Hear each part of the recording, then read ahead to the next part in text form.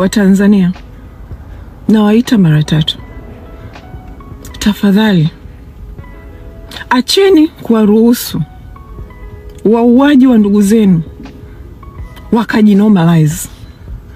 Acheni kuwaruhusu wakafanya situation iliyotokea ni kitu cha kawaida.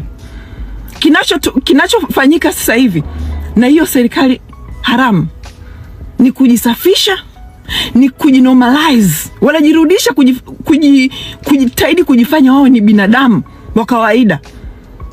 Wana soften up hizi press zote zinazofanywa na hii serikali sasa hivi. Ndio maana mnaona sasa hivi wamechachamaa kutumia vyombo vya habari kufanya press. Ni kwa sababu wanajihalalisha, wanajisafisha. Wanajaribu kufanya kilichotokea kiwe kitu kwenu mkielewe, ili muweze kutulia. At the end of the day, sasa hivi wanaongea wanachongea, lakini at the end of the day wameua ndugu zenu na bado wanashikilia nchi illegally. Na Watanzania mnawaruhusu. Leo nimeona press ya Ridwan Kikwete. Ridwan Kikwete anapata wapi nguvu hata ya kuongea na press baada ya kichotokea ambacho baba yake ameshiriki kwa 100% kitokee? Kama mlikuwa mjui, ni vile sitaki kuongea sana. Kikwete anapata weekly reports za jeshi la Tanzania.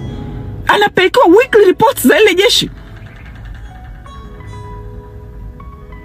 And that's because, kama nilivyowaambia, mkuu wa kitengo cha usalama cha jeshi, au niseme ile tisi ya jeshi, mkuu wa kila kitengo ni yule ambaye alikuwa mpambe wa Kikwete.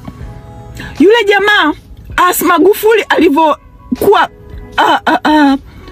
rais, hakumwamini, hakuweza kuendelea kumwacha kusimama nyuma yake, kwa sababu alihisi anashirikiana na kina Kikwete kwamba watamuua. Akamuondoa haraka sana yule nyuma yake. Baada ya kumuondoa, Samia kaja, Kikwete akamwambia mweke yule kama anataka kulikontrol jeshi la Tanzania. Leo mtoto wake, mnamruhusu mtoto wake anasimama pale anaongelea sijui like oil sio zake. Hivyo Tanzania mna realize wanawachezeaje akili? Wamewatoa kwenye kuongelea vifo. Wao wako busy wanafanya press za kuongelea vitu. Yani hizi press wanazofanya ni strategy, sio kwa ajili. Hawafanyi hizi press kwa ajili yenu, wanafanya for themselves. Wanaisafisha hii serikali, ili yani as if vifo vilivyotokea vilikuwa normal. Leo Ridwan Kikwete yani baada ya mauaji yaliyotokea ambao baba yake kashiriki, leo Ridwan Kikwete bado ana uwezo wa kutamba Tanzania kufanya mapress. Wamewaua watoto wenu. Wao watoto wao bado wanatamba, wanachukua mapress, wanafanya press, wanaongea. Watanzania mtu ana akili. Sio lazima kila saa mtu aje. Wana normalize situation. Na nyinyi comments zenu, mtu akizisoma comments zenu sasa hivi, yani it's almost like mnaanza kuzoea hii hali. Hii sio hali ya kuzoeleka. Hamwezi kukubali kuongozwa na watu waliowaua. Na hii situation haichukuliwi serious kwa sababu wameua maskini. Hawa maskini hawathaminiki kwenye hili taifa. Wangeua matajiri, unadhani nchi ingeendelea sasa hivi? Ni kwa sababu wameua maskini.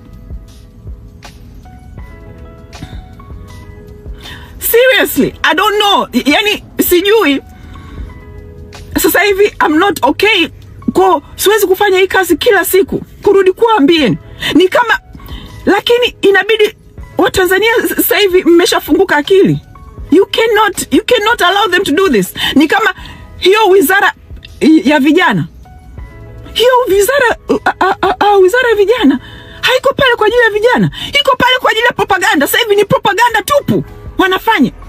Kiini macho kilichofanyika kwenye kampeni za CCM ndio sasa hivi kinafanyika kwenye hii wizara ya vijana. Kiini macho kile cha kujaribu kuonesha kwamba vijana wako na hii serikali, vijana wana support. Yani kama walichofanya kwenye kampeni, kujaza kusomba watu, kulipa watu, kujaza pale. Ndio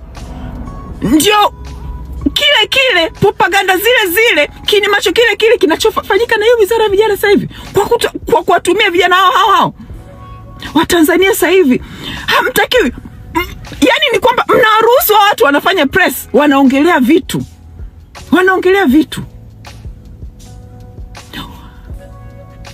Kwanza kabisa, mbunge yoyote wa hii serikali hatakiwi hata kujiamini enough kutokea kwenye public. Watanzania mnatakiwa muwe mna hasira hiyo. Yoyote, mbunge yoyote wa hii serikali ana damu kwenye mikono yake. Mbunge yoyote wa Tanzania ana damu. Diwani yoyote wa Tanzania ana damu kwenye mikono yake.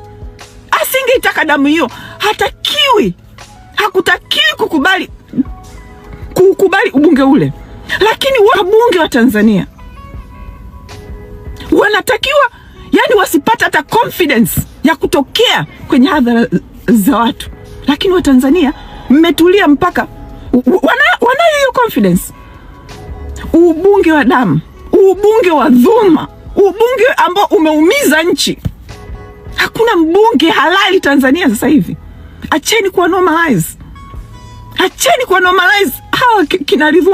Kina Ridhiwani wazazi wao wameua watu, wao wanakula matunda yale ya mauaji yale. Leo anaweza kupanda kwenye stage Tanzania akaongelea Lake Oil.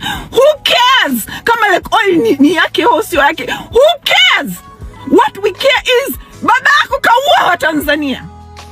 Watanzania inabidi muelewe kwamba Samia mpaka leo bado yuko Ikulu ya Tanzania kwa sababu ya Kikwete. Only kwa sababu ya Kikwete. Bila Kikwete Samia hawezi kuwepo hapo tena. Yuko hapo because of Kikwete. Alafu mtoto wake anapanda kwenye stage anajitanua, anaongelea sijui Lake Oil sijui nini.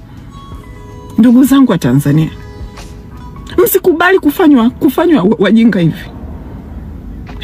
Wamewaibieni uchaguzi, wameiba uchaguzi. Wamepora nchi yenu.